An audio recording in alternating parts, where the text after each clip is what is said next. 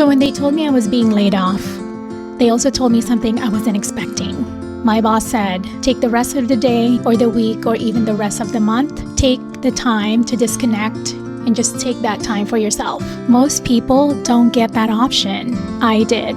And what I did the first 48 hours is honestly what I didn't expect for myself either. So if you're staring down a layoff right now, or you're just curious as to what actually happens the first few days, here's the real version of my story. Hey guys, welcome back to the channel. I'm Rose, and 26 years in corporate HR and project management, but one meeting that changed everything. This is the first episode of my Unresume series where I share what nobody puts on a resume. Today is the first 48 hours and 5 things I did, no filter. So after I received the news that I was being laid off and my whole team was being impacted due to some company restructuring, I was given the option to take the time off to disconnect before I figure out what's next. And that's exactly what I did. So I took it seriously the very first hour.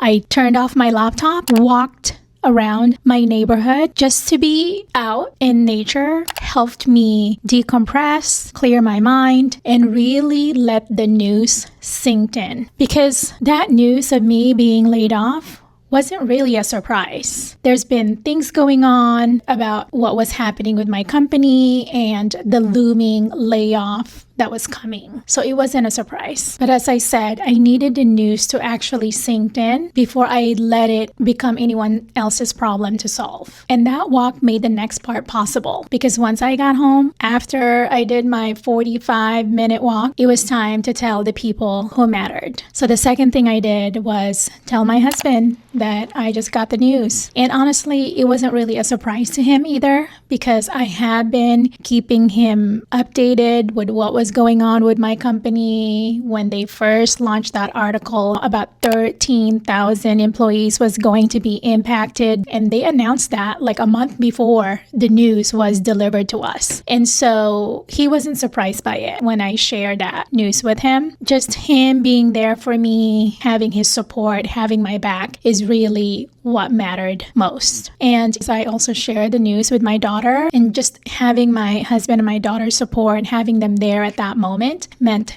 everything. Then after that, I also reached out to some of my closest friends who have also experienced and gone through the same situation, same layoff. So I knew they would understand what I was going through. And mainly, I reached out to them for the support. And some of them even reached out to me before I could reach out to them because obviously they've heard the news from either someone else or what they've seen on social media. And honestly, talking to my closest friends, having their support as well, helped a lot because at that moment, I didn't feel alone in what was going on because they've lived it too. And for that, I'm genuinely blessed to have people like that in my life. But telling my family was the easy part emotionally. The next conversation was harder because it wasn't about me anymore. It was about my team.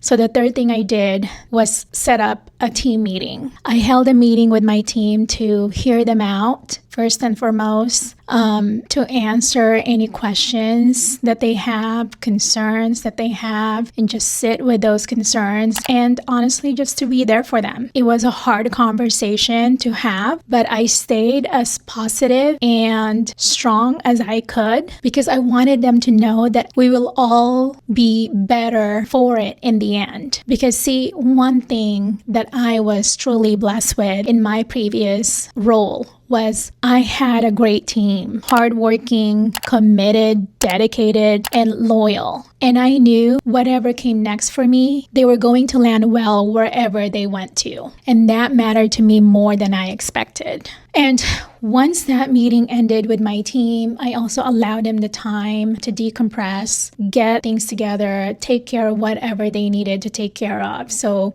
I gave them the day, the week, whatever, the rest of the month, and whatever resources they needed at that time. and to make sure that they were aware that I was still there for them. I'm walking through that same path with them and that they're not alone in this, and just gave them that reassurance. And once that meeting ended, something shifted. And that is, I stopped taking care of everyone else's and let myself want something again. So the fourth thing I did was take out my planner, my home project planner to be exact, and then I started planning out my next home project. That act alone kept my mind off of what was going on professionally and instead let me focus on something that I found exciting and ignited my energy, because now I have the headspace to plan out a project, and that was tackling our powder room. You see, our home is a builder grade home and there's really no character to it. So the past couple of years, that's what I've been doing, is adding character and adding warmth and really making this house our home. So I started planning my next project, which was tackling our powder room. And once I had that plan on paper, I did what a lot of us would do next, which was to go out there and look for pretty home decor things. So the fifth thing I did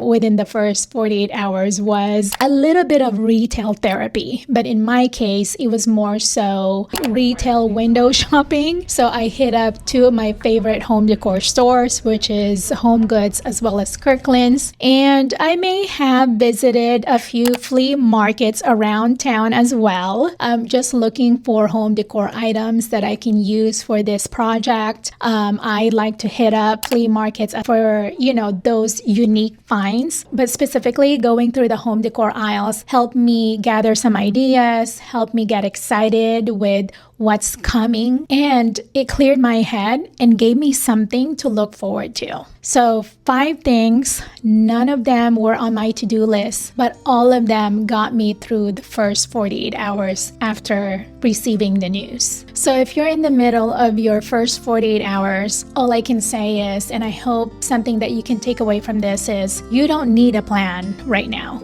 You just need to get through today. And in the next few weeks, more episodes to come, I'll be sharing what got me through the months after this right here every week, most of the time, twice a week. So I'm curious, what's the first thing you did or wish you've done in the first 48 hours after a big life change? Let me know in the comments. And if you found value so far, I would love for you to subscribe, as I will be sharing more of the honest, unfiltered story and experience as I continue to rebuild my next chapter on a weekly basis. All right, guys, thank you for being here. And until then, I'll see you on my next one. Bye, guys.